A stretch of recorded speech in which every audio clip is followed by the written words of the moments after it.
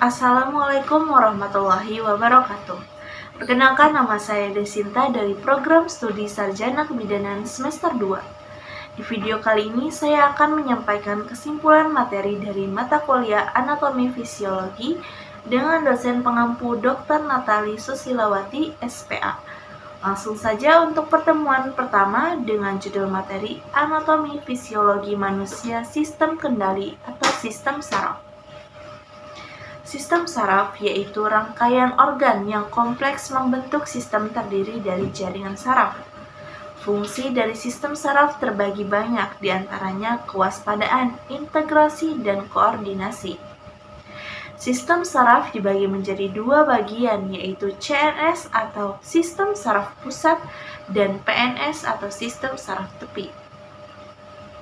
CNS merupakan tempat proses berlangsung dan PNS bekerja mendeteksi dan mengirimkan impuls elektrokimia yang digunakan pada sistem saraf.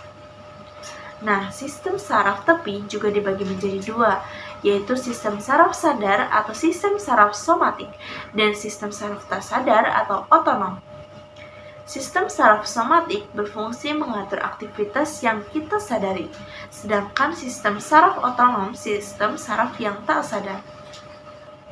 Sistem saraf otonom dibagi lagi menjadi dua, yaitu saraf simpatik yang cenderung meningkatkan kerja organ dan berperan saat tubuh aktif atau stres, dan saraf parasimpatik yaitu cenderung memperlambat kerja organ dan berperan saat istirahat. Selanjutnya, materi pertemuan kedua dengan judul mekanisme gerak tubuh. Gerak tubuh dibagi menjadi dua, yaitu gerak refleks dan gerak biasa. Gerak refleks terjadi apabila rangsangan yang diterima sel saraf sensorik disampaikan oleh neuron perantara. Rangsangan oleh neuron perantara langsung diteruskan ke sel saraf motorik dan diterjemahkan oleh otak. Sedangkan gerak biasa terjadi apabila rangsangan yang diterima sel saraf sensorik kemudian diteruskan ke otak. Dari otak kemudian diterjemahkan perintah ke sel saraf motorik untuk melakukan gerakan.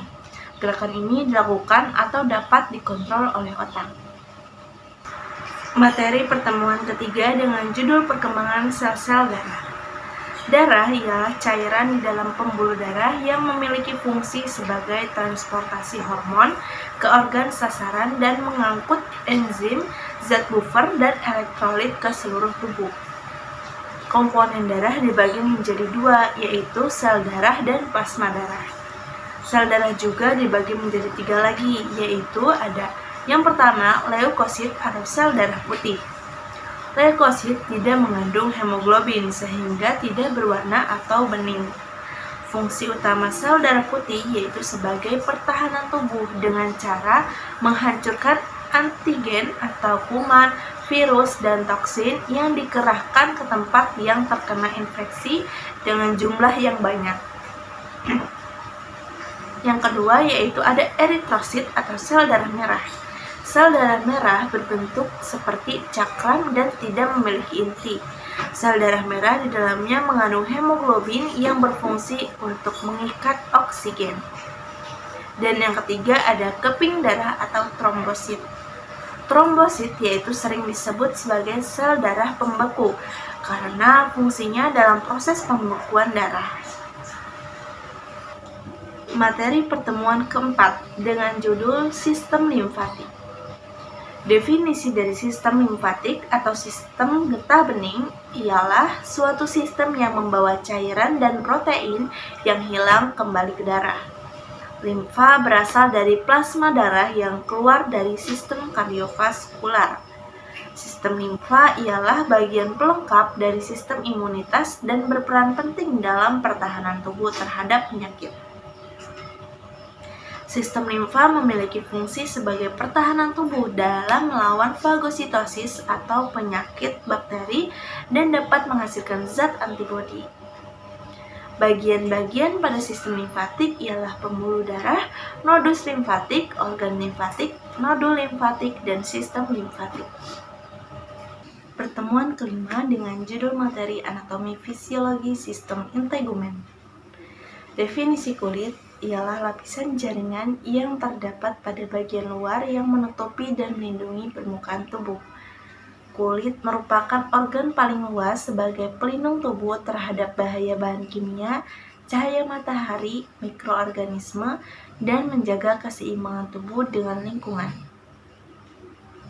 Fungsi kulit terbagi menjadi 8, yaitu yang pertama, fungsi proteksi. Pada fungsi ini, kulit menjaga bagian dalam tubuh terhadap gangguan seperti tekanan, gesekan, tarikan, gangguan kimiawi yang bersifat iritasi seperti panas, radiasi sinar UV, dan gangguan infeksi luar atau kuman, bakteri, dan jamur. Kedua, fungsi absorpsi, yaitu kulit memiliki peran dalam proses pertukaran O2 dan CO2 atau proses respirasi. Ketiga, fungsi ekskresi, yaitu kelenjar kulit mengeluarkan zat-zat yang tidak berguna atau sisa metabolisme dalam tubuh. Keempat, fungsi persepsi, yaitu kulit mengandung ujung-ujung saraf sensorik di derimis dan subcutis.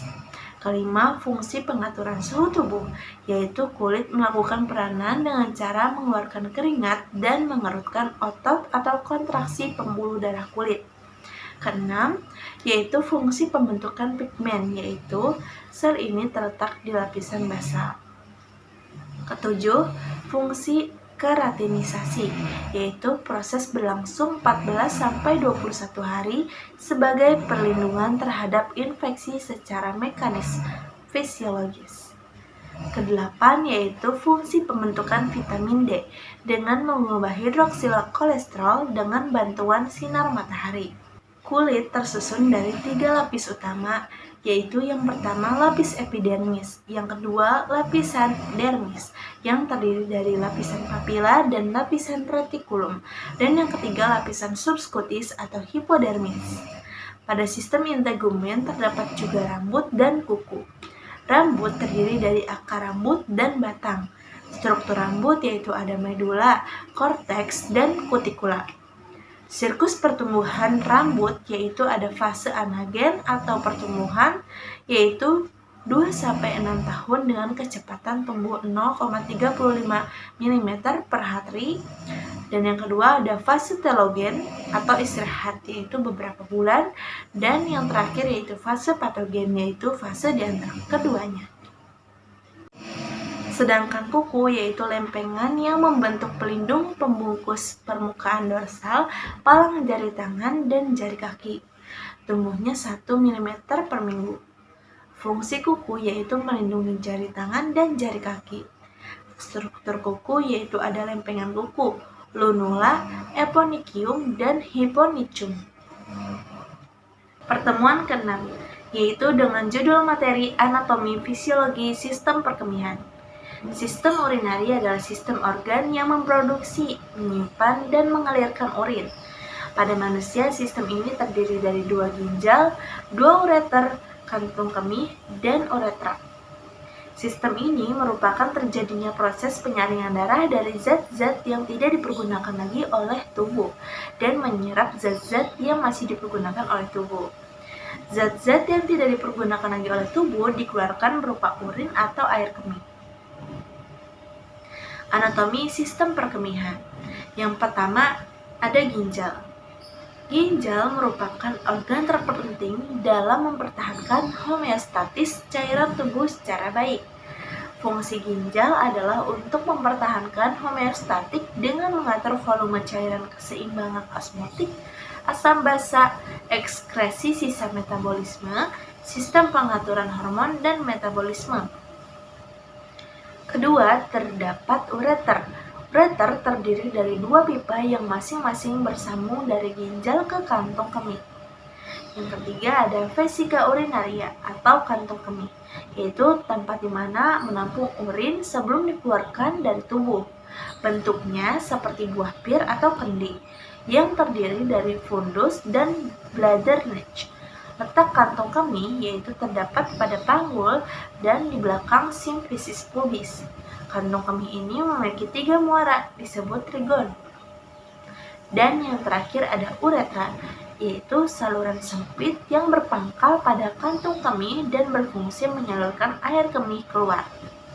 Pertemuan ketujuh, yaitu dengan judul materi fisiologi sistem perkemihan. Ginjal melakukan fungsi yang paling penting dengan menyaring plasma, memindahkan zat dari filtrasi yang bervariasi bergantung pada kebutuhan tubuh. Akhirnya ginjal membuang zat yang tidak diinginkan dengan filtrasi darah dan menyekresi ke dalam urin. Oleh sebab itu, dibutuhkan sistem homeostatis untuk mempertahankan ekskresi air dan elektrolit sesuai dengan asupan. Mekanisme pembentukan urin. Yang pertama, proses filtrasi, yaitu proses penyaringan darah yang berlangsung di glomerulus dalam badan Malpighi. Yang kedua, proses reabsorpsi atau sekresi, yaitu proses penyerapan kembali bahan-bahan yang masih ada dalam darah setelah mengalami filtrasi. Dan yang terakhir, yaitu yang ketiga, proses augmentasi. Definisi miksi. Miksi adalah proses pengosongan vesika urinaria atau kantung kemih bila vesika urinaria tersebut terisi. Definisi eliminasi urin yaitu pengeluaran cairan sebagai hasil filtrasi dari plasma darah di glomerulus.